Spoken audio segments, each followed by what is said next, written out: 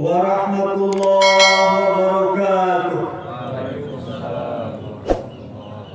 Allahu Akbar, Allahu Akbar, Allahu Akbar. La ilaha illallah, wallahu akbar. Allahu Akbar, walillahil hamd. Hamdan katsiran thayyiban mubarakan fihi kama yuhibbu rabbuna wa yarda. Asyhadu an la ilaha illallah wa asyhadu anna Muhammadan abduhu wa rasuluh iqraran bihi wa tauhida. Allahumma salli ala sayyidina Muhammad wa ala alihi wa sallim tasliman mazida. Ya ma'syarul muslimin, zumratal mu'minin, rahimakumullah. Sudah sepatutnya kita memanjatkan puji dan syukur kehadirat Allah Subhanahu wa taala yang telah mengantarkan kita pada hari kemenangan Idul Fitri 1444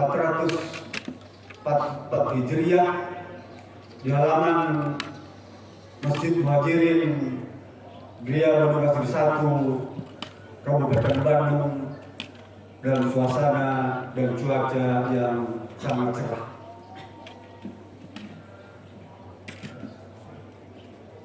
Jamaah salat Id yang rahmat Allah Subhanahu wa taala.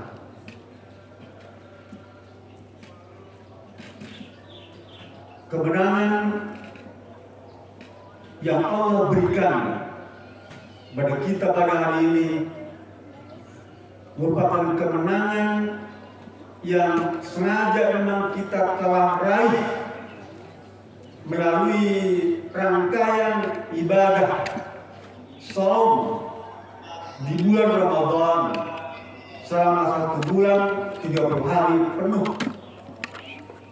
sehingga pantasnya kita mendapatkan predikat hamba Allah yang takwa, muttaqin. Diberikan juga kemenangan yang Allah berikan kepada kita karena kita telah lulus dari segala tipu daya syaitan, laknatullah, sehingga Allah kemudian membebaskan kita dari siksa api neraka. Kemenangan yang memang Allah sengaja berikan kepada kita karena kita telah mampu mengendalikan segala macam godaan hawa nafsu kita melalui latihan riyadhah, pelaksanaan saum di bulan Ramadan itu. Baik itu godaan nafsu untuk nafsu lawamah, makan minum, atau nafsu sufiyah, keinginan melaksanakan syahwat, atau nafsu amarah berupa pelampiasan egoisme, emosi, dan marah. Itu merupakan kemenangan yang Allah berikan kepada kita.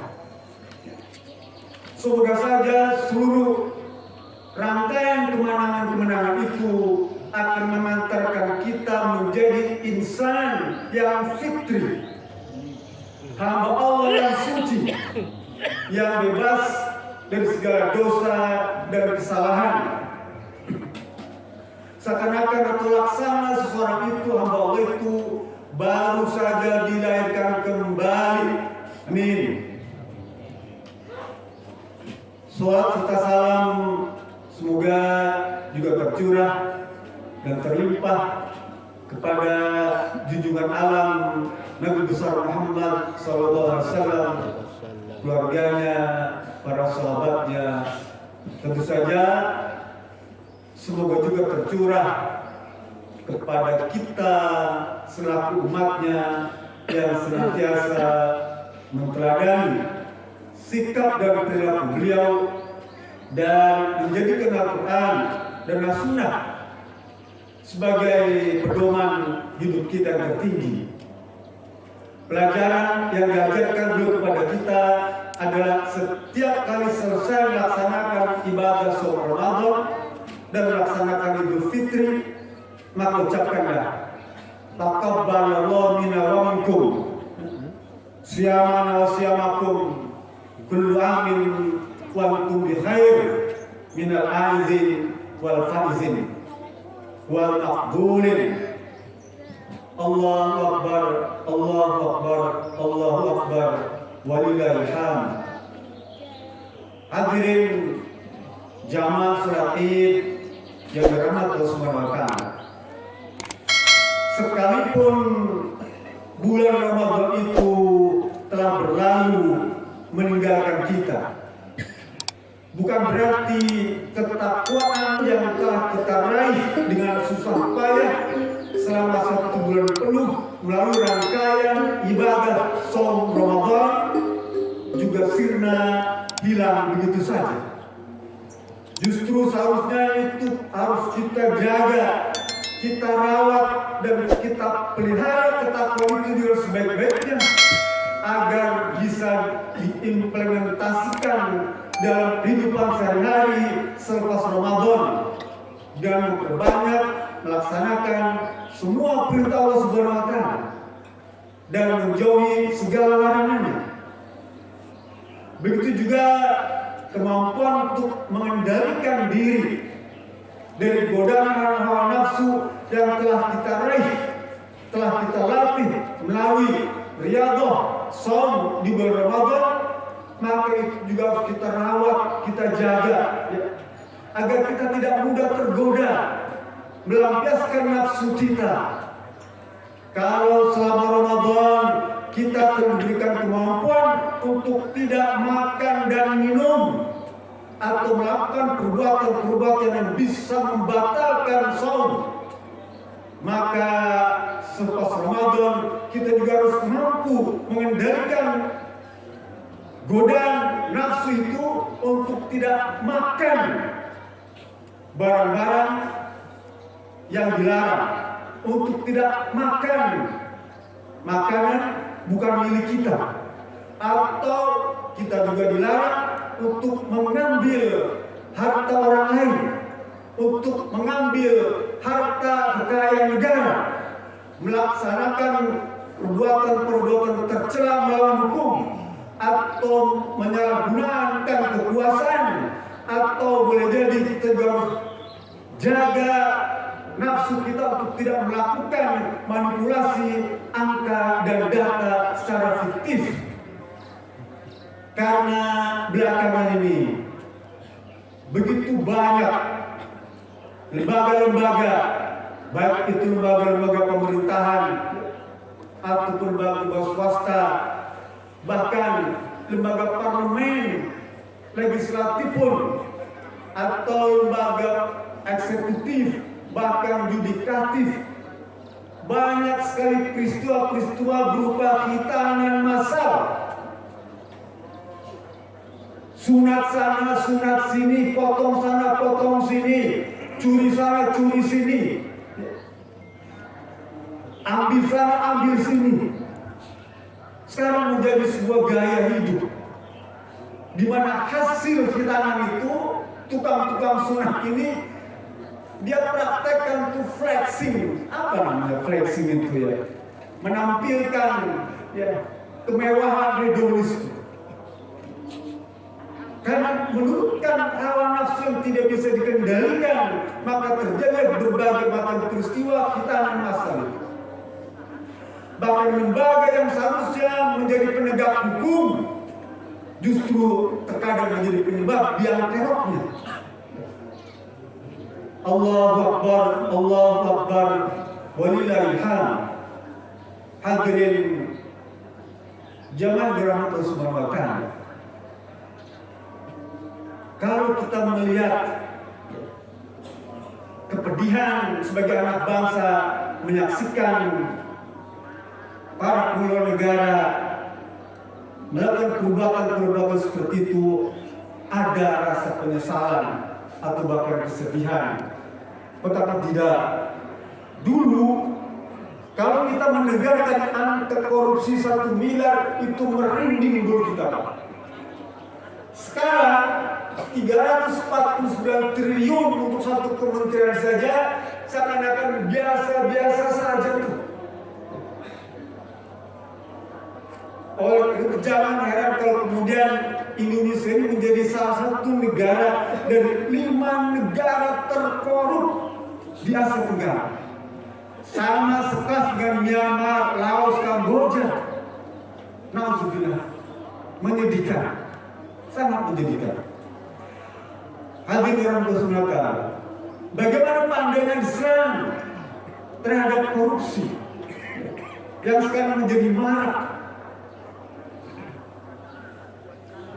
Allah berfirman di dalam surat Al-Imran ayat 161.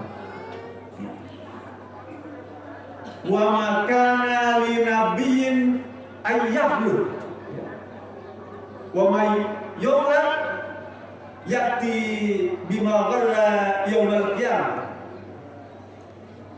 Kata Allah Subhanahu wa taala, tidak sepantasnya seorang nabi itu melakukan korupsi. Allah terangkan ini.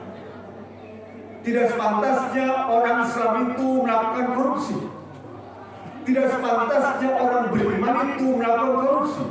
Tidak sepantasnya orang yang bertakwa itu melakukan korupsi. Kalau itu terjadi, di mana ketakwaan yang akan diupayakan diraih selama Ramadan? Orang kaget di bulan puasa masih ada OTT di bulan Ramadan.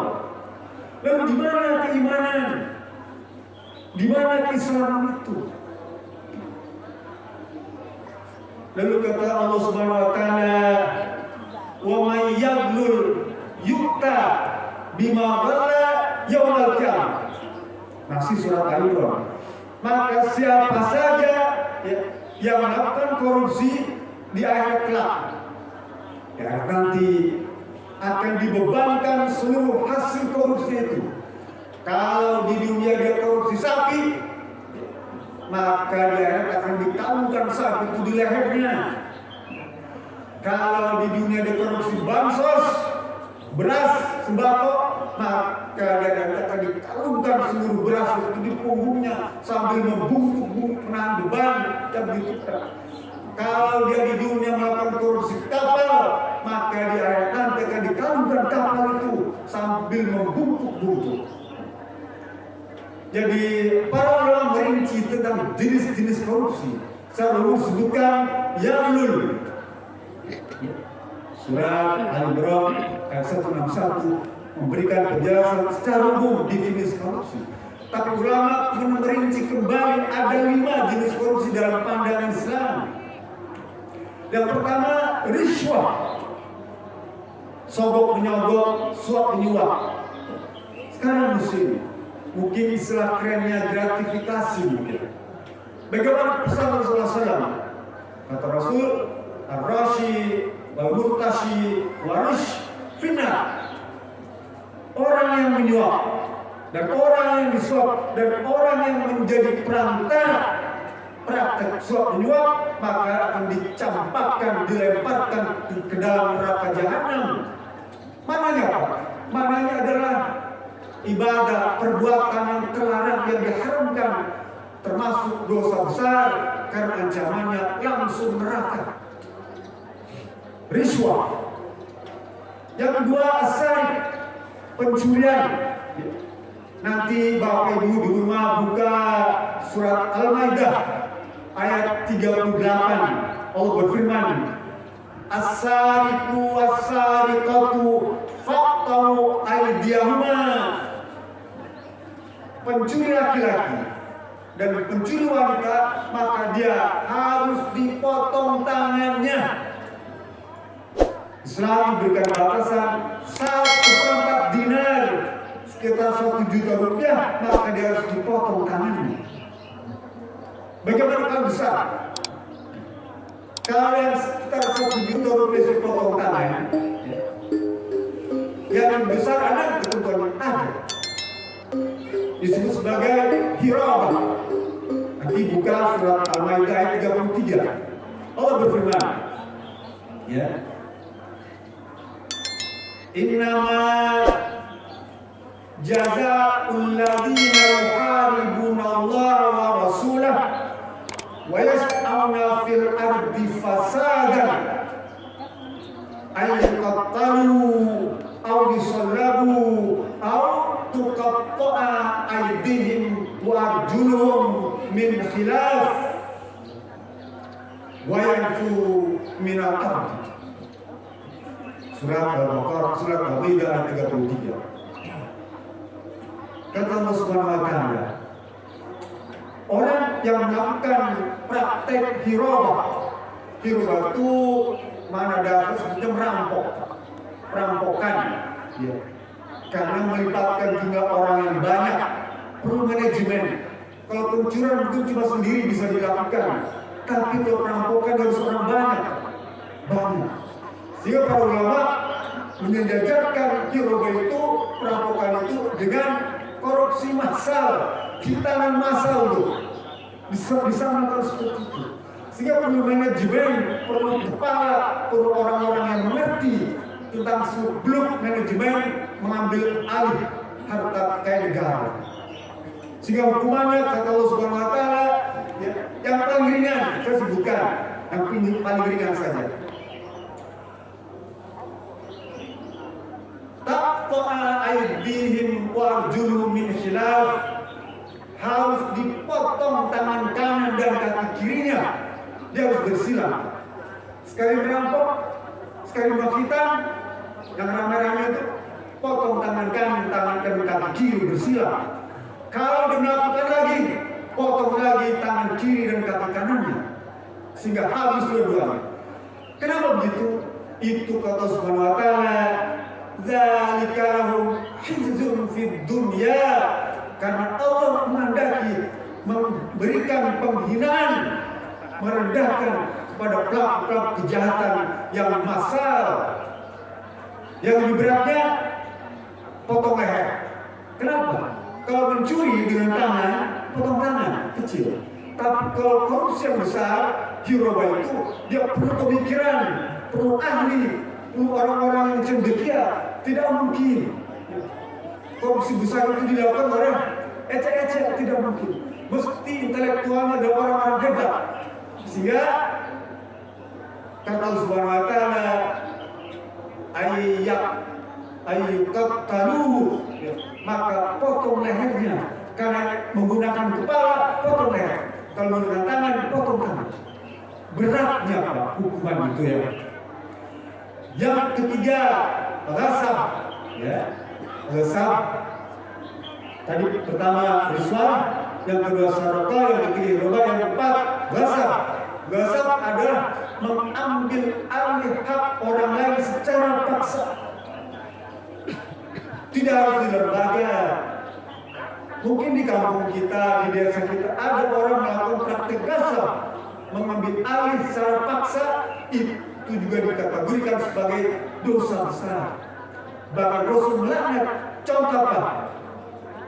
Man ghayyara manaral ardh, mereka yang menggeser batas tanah secara sengaja, sekalipun cuma sejengkal, syukuran bata, itu termasuk ghasab. Menggeser batas tanah itu termasuk ghasab. Oleh karena itu hati-hati kalau kita membangun rumah, pastikan batas tanah, batas rumah, ya. Kita membeli tanah jangan lebih hatta 1 inci katakanlah, ya. Saya dengar cerita tetangga kita sampai ngamuk-ngamuk karena apa? Memplester tembok rumahnya lebih 1 senti. Coba rame itu kan di warga kita. Nah, betul itu, ya. Jangan sampai mengambil milik orang lain, karena termasuk dosa besar. Rasul melaknat. Sekarang hanya sekedar 1 bata. Dan itu kan dipertanyakan di akhirat nanti. Kata Rasulullah, la tazulu qadam Adam hatta yus'ala bi arba'in. Nanti di padang mahsyar, ya, semua orang akan ditanya dan tidak akan bergerak kaki kita, ya, sebelum ditanya dengan 4 perkara. Ada 4. Yang pertama, an umri fi ma'afna, tentang umur kalian dihabiskan untuk apa? Wal syababa fi ma'abdah, usia muda kalian dihabiskan untuk apa? Wa an ilmiha fi ma'fa'ala, ilmu yang kalian dapatkan digunakan untuk apa? Dan yang terakhir, an malihi min aina tasabu wa fi ma anfaqu. Sedangkan harta ditanya 2 pertanyaan. Dari mana kau dapatkan? Dengan cara apa kau dapatkan harta itu? Ditanya wa an malihi min aina tasabu. Bagaimana kamu cara mendapatkan harta segini banyak? Allah tanya. Kita tidak akan bisa bergerak sebelum mampu menjawab itu semua. Lalu kemudian fi aina tasabu fi aina anfaqu. Lalu kamu kemanakan harta itu? Kamu gunakan untuk apa? Apakah digunakan untuk sebagai tanda syukur pada Allah, atau justru untuk segera flexing, pamer harta, hedonis, ya, borjuis, untuk menunjukkan kepada orang lain, manas-manasin saja, bikin orang cemburu, bikin orang iri? Kalau itu yang kamu lakukan, maka kau akan celaka, akan mau campakan kelak di neraka jahanam. Bahkan seluruh harta itu akan dijadikan setrika yang panas. Oleh karena itu, ya, kalau kita memiliki harta banyak, hisablah, evaluasilah dulu sebelum Allah mengevaluasi diri kita. Ingat, orang yang memiliki kekayaan banyak, dia masuk surga lebih lama 500 tahun dibandingkan orang-orang yang hartanya sedikit. Kenapa? Karena pertanyaan tentang harta itu banyak, Pak. Dia dirinci detail, satu persatu, sen by sen, rupiah by rupiah, ditanya. Sehingga perlu waktu 500 tahun untuk menyelesaikan pertanyaan-pertanyaan kepada orang-orang yang hartanya melimpah. Tinggal kita bagaimana keimanan kita pada hadis tadi. Kalau kita tidak beriman, apa percaya? Memang susah untuk dipercaya karena belum terjadi pada diri kita. Kapan terjadinya? Nanti di akhirat kelak baru terjadi. Sekarang belum terjadi. Ya, kita tidak tahu bagaimana. Tapi Rasul sudah memberitahukan. Ya. Bahkan Umar bin Khattab, ya, sahabat Rasulullah telah memberitahukan kepada kita dalam hadis mauquf yang disampaikan, hasibu anfusakum qabla an tuhasabu. Evaluasilah dirimu, ya, ketika masih hidup sebelum Allah mengevaluasi dirimu nanti di akhirat. Karena kalau kita evaluasi di dunia, ada kekeliruan, kita bisa koreksi, ada sujud sahwi, ada bisa diinstal kembali. Tapi di akhirat sudah tidak ada koreksi lagi. Umar bin Khattab, sahabat Rasulullah ketika dia menjadi khalifah, sahabat pemimpin khalifah Amirul Mukminin yang peduli dengan rakyatnya, sayang kepada umatnya, perhatian kepada masyarakatnya. Pernah suatu kali Umar bin Khattab keliling kampung, karena memang dia setiap malam rajin keliling kampung. Kemudian dia menjumpai sebuah rumah gubuk, terdengar suara tangisan anak kecil, menangis anak itu, dan berkata, "Mama, Neng lapar, pengen makan, udah lama nggak makan." Kata ibunya yang sedang duduk di hadapan tungku panas, mengaduk-ngaduk ketel, panci, berkata, "Neng, sebentar lagi ya, nanti kalau sudah selesai, Mama siapkan, tunggu aja." Tidak lama kemudian anak tadi nangis. Umar bin Khattab mendengar lagi, Mama, Neng lapar, pengen makan. Kok masih dari tadi? Lalu kata ibunya sambil ngaduk-ngaduk ketel di depannya itu, "Sebentar ya sayang, belum matang. Nanti kalau sudah matang, Mama masyarakat. Sampai 3 kali anak itu menangis dan mengucapkan kata yang sama, dan ibu itu menjawab dengan kalimat yang sama.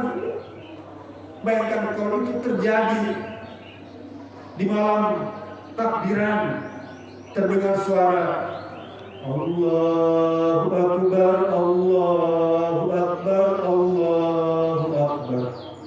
Umar bin Khattab bergegas masuk ke dalam dan menyaksikan ibu yang sedang ada di depan. Betapa kagetnya beliau karena ibu itu sedang mengaduk-ngaduk di kuali panci itu butiran batu yang dia rebus, bukan gandum, bukan beras, bukan makanan, tapi batu yang dia rebus. Lalu Umar berkata, wahai ibu, mengapa kamu lakukan seperti ini? Kata ibu itu, karena kami sekarang sudah tidak memiliki makanan pokok lagi, dan kami semua kelaparan.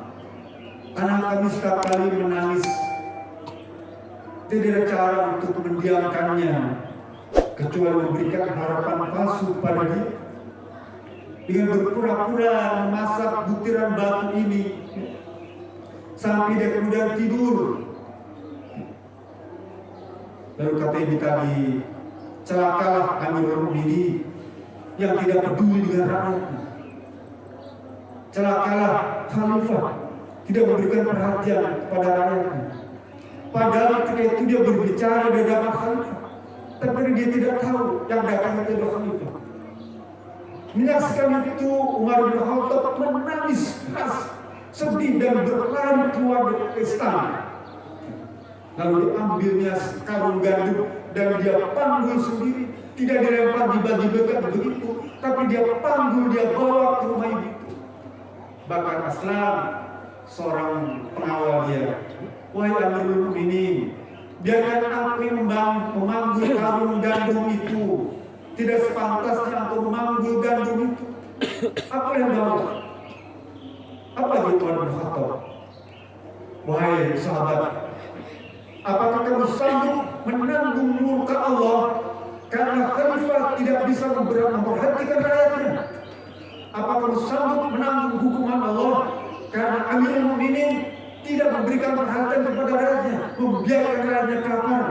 Apakah kamu sanggup menanggung hukuman Allah Subhanahu wa taala, siksa azab dari Allah karena Amirul Mukminin, Khalifah, pemimpin, presiden tidak bisa mensejahterakan rakyatnya? Lalu dimasak oleh Umar bin Khattab. Disuapi anak yang menangis itu dengan tangan Umar bin Khattab sendiri. Lalu kemudian ibu itu berkata, engkau lebih baik daripada Umar bin Khattab. Dia tidak tahu kalau datang yang memasak itu ada Umar bin Khattab. Dia bilang, engkau sebetulnya lebih hebat daripada Umar bin Khattab, lebih hebat daripada Khalifah. Lalu Umar bin Khattab berkata, Bu, besok pagi kau datang di sana, ambillah jatahmu, ya, seluruh sembako turun ambil. Besok pagi datang di sana, lalu menyaksikan ada orang yang berdiri di depan istana itu. Dia tanya pada taman semua, siapa orang berdiri itu? Lalu kata sahabatnya, dia adalah Umar bin Khattab, sang Khalifah, sang pemimpin, Amirul Mukminin, presiden. Baru dia kaget.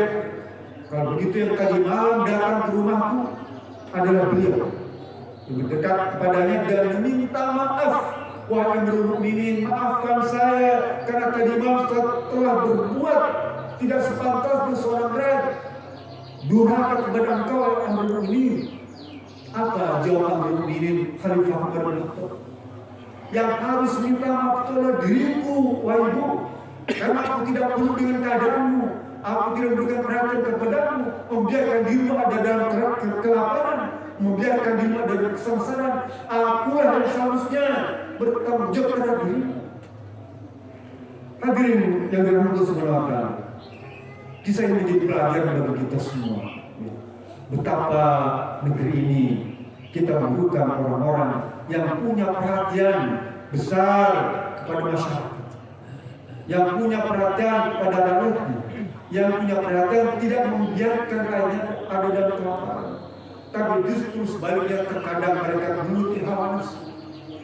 Seharusnya saum Ramadan kemarin ya, bisa menjadi riyadhah, latihan untuk bisa mengendalikan diri, khususnya hawa nafsu, ya, agar tidak melakukan praktek-praktek kejahatan yang melanggar hukum.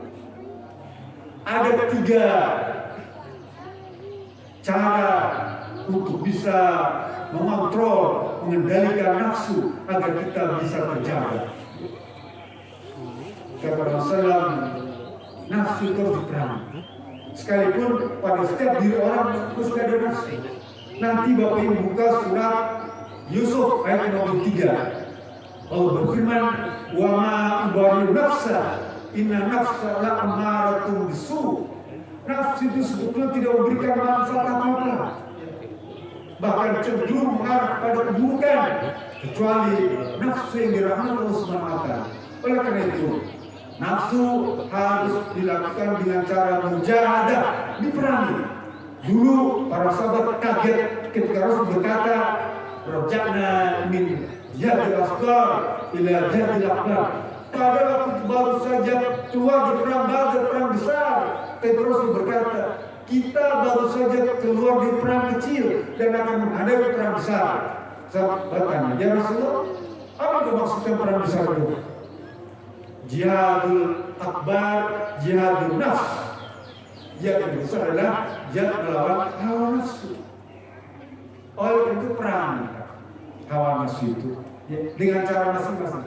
Yang tahu tentang nafsu yang ada pada diri kita sendiri, pantaskah diperangi atau tidak perlu? Kalau itu tidak mungkin, lakukan yang kedua. Apa? Tazkiyatun nafs, penyucian jiwa, penyucian nafsu. Sebenarnya Ramadan kemarin salah satu cara untuk mensucikan jiwa kita, mensucikan nafsu kita. Kalau saum kemarin belum cukup, disambung dengan saum Syawal 6 hari dalam rangka mensucikan nafsu kita. Dan yang ketiga, riyadhatun nafs, latihan menghindari perbuatan-perbuatan kejahatan. Mudah-mudahan dengan Idul Fitri ini kita jadi mengerti bagaimana manage nafsu yang memang secara fitrahnya ada pada setiap insan. Itu saja yang bisa saya sampaikan. Mari kita sama-sama tutup dengan munajat kepada Allah Subhanahu wa Ta'ala. Allahumma sholli sholatan kamilatan wa sallim salaman taman ala sayyidina Muhammadin alladhi tanhalu bil uqad wa ta'khudhu bil qurab wa tuqdu bil hawaij wa tunalu bil raghaib ustasqal ghamam bi wajhil karim wa ala alihi wa sahbihi fi kulli lamhatin wa nafasin bi adadin kulli ma'lum billah. Allahumma nas'aluka fil khairat wa tarkal munkar wa bil masakin. Allahumma nas'aluka salamatan fid din wa lafiyatan fil jasad wa ziyadatan fil ilmi wa barakatan fil rizqi wa taubatan qabla al-maut wa rahmatan ba'da al-maut wa maghfiratan ba'da al-maut. Allahumma hawwin 'alaina fi sakaratil maut wa najatan minan nar. Allahumma taqabbal minna wa ruku'ana wa sujudana wa qiyamana wa siyamana wa qira'atina. Rabbana hab lana min azwajina wa min dhurriyyatina qurrata a'yun waj'alna lil muttaqina imama. Rabbana atina fid dunya hasanah wa fil akhirati hasanah wa qina adzabannar. Subhana rabbika rabbil izzati amma yasifun wa salamun 'alal mursalin walhamdulillahi rabbil alamin. Billahi sabilillah. Assalamualaikum warahmatullahi wabarakatuh. Allahumma shalli ala sayyidina alihi wa sallim tasliman mazid. Muslimin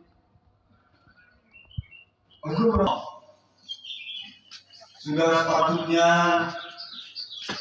kita memanjatkan yang telah mengantarkan kita pada hari kemenangan Idul Fitri 1444 Hijriah di halaman Masjid Muhajirin Gria Bangun 1 Kabupaten Bandung